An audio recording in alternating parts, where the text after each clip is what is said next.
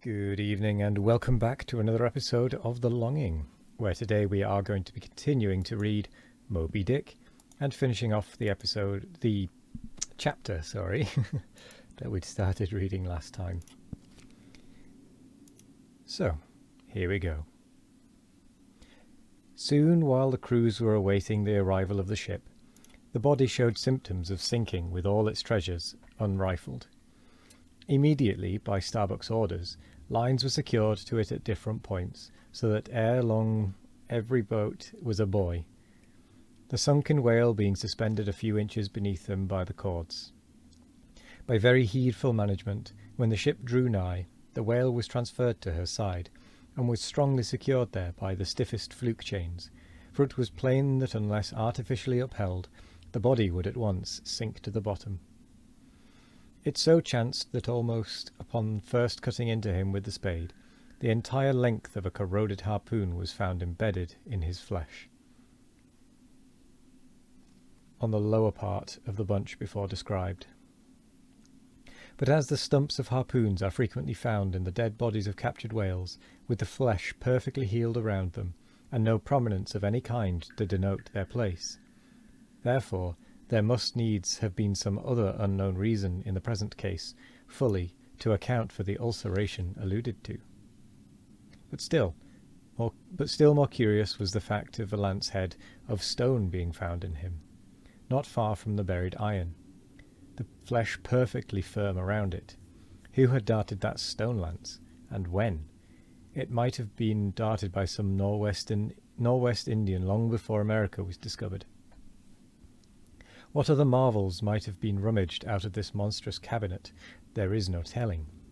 But a sudden stop was put to further discoveries by the ship's being unprecedentedly dragged over sideways to the sea, owing to the body's immensely increasing tendency to sink.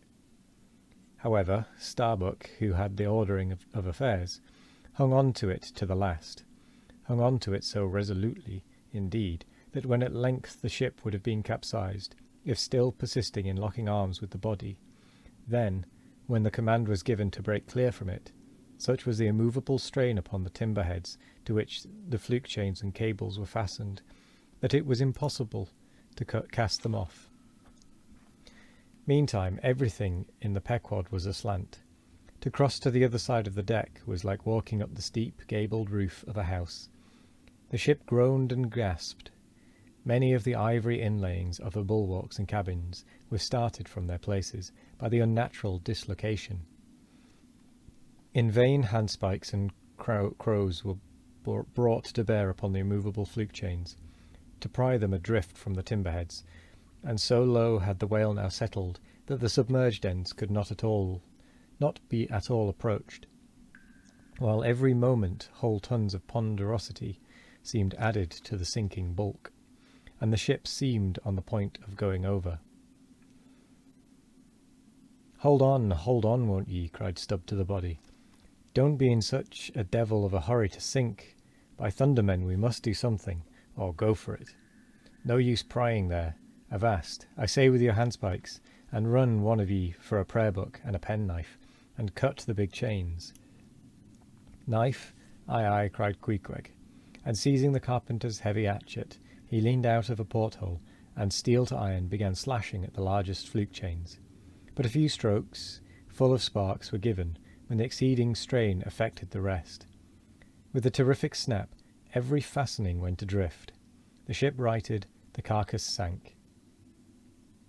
Now, this occasional, inevitable sinking of the recently killed sperm whale is a very curious thing, nor has any fisherman yet adequately accounted for it. Usually the dead sperm whale floats with great buoyancy, with its side or belly considerably elevated above the surface.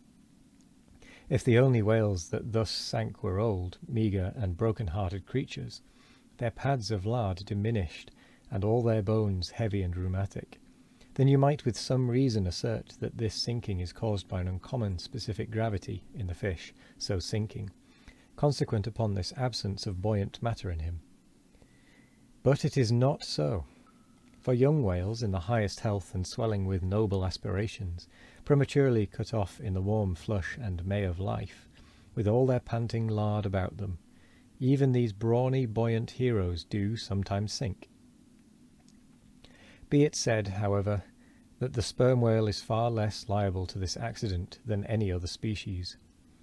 Where one of that sort go down, 20 right whales do.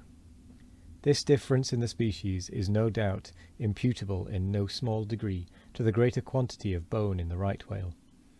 His Venetian blinds alone sometimes weighing more than a ton. From this encumbrance the sperm whale is wholly free, but there are instances where, after the lapse of many hours or several days, the sunken whale again rises, more buoyant than in life. But the reason of this is obvious. Gases are generated in him. He swells to a prodigious magnitude, becomes a sort of animal balloon. A line of battle ship could hardly keep him under then.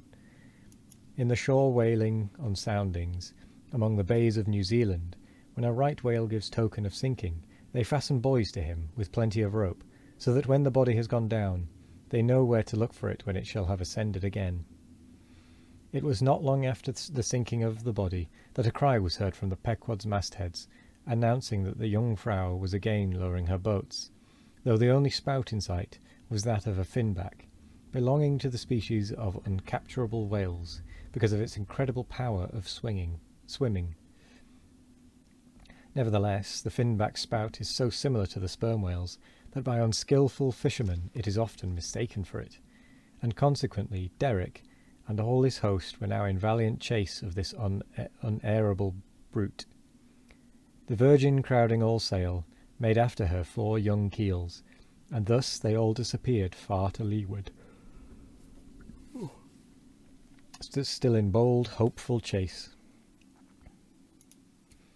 Oh, many are the finbacks, and many are the derricks, my friend. And with that, we've come to the end of that chapter. So we'll do a little bit of drawing, since we have still got a few minutes left. I believe that is the last one we've done. Yep, so we need to draw the moon. But before we do so, I'm going to move the well.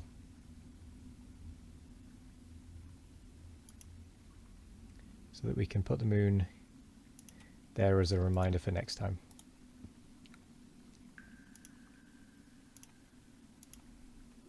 Here we go.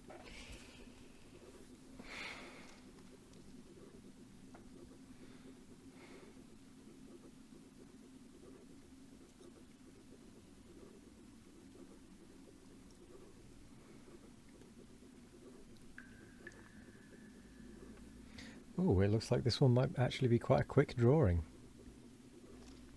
At the rate that it's colouring in. It is a most unhappy moon, I have to say.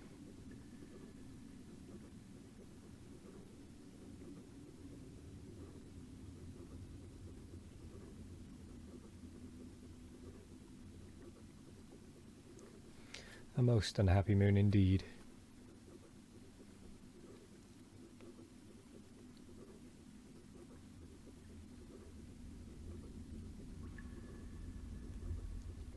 But then I suppose all the moons we've drawn so far are unhappy moons.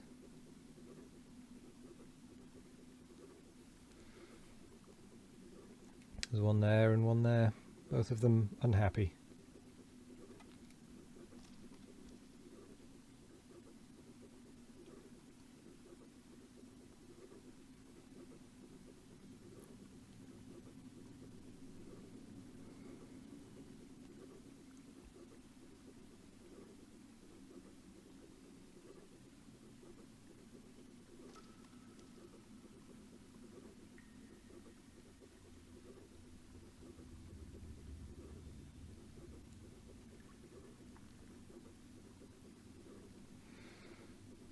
And ever so nearly done.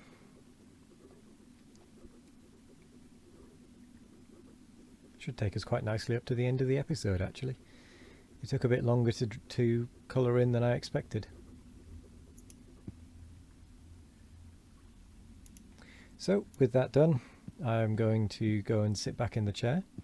I'm then going to say thank you very much for joining me. I hope you all have a wonderful morning, evening, afternoon or night, no matter what time of day it is. I hope you all have a wonderful one of it. And as always, we will be back tomorrow for more of The Longing. Goodbye.